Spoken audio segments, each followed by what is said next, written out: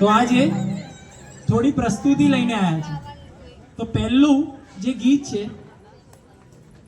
એની પહેલા હું કંઈક ભૂમિકા બાંધવાનો પ્રયાસ કરીશ કે માં એટલે કોણ, કે માં એટલે જે ઉનાળામાં સવારે 7 વાગે આવીને પંખો બંધ કરી દે. માં એટલે જે પરાણે ગલકા અને ટીંડોળાનું શાક ખવડાવે. માં એટલે એ જે આખો ગ્લાસ ભરીને દૂધ પીવડાવે.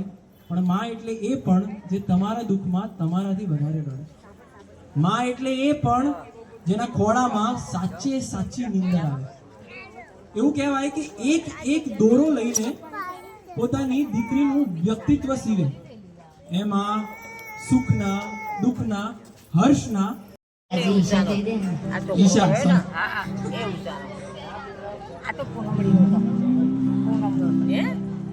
મમ્મી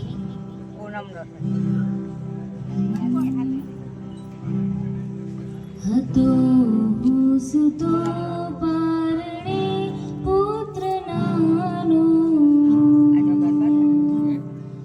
રડું છીક તો તું કોણ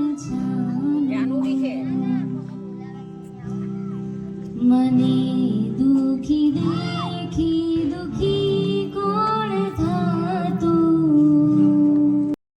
ની વિદા કરી હોય ને એની આખું જીવન એની આખું લાલ રહે.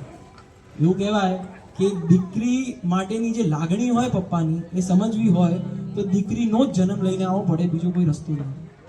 અને એવું હોય કે જો મમ્મી લાગણીનો ને પ્રેમનો ઘડો હોય તો એ ઘડો જે સ્ટેન્ડ પર મુકાયો હોય, જે આસન પર વિરાજમાન હોય એ પપ્પા. તો એ પપ્પા માટે તમારી 3 લાડકીઓની તરફથી આ ગીત.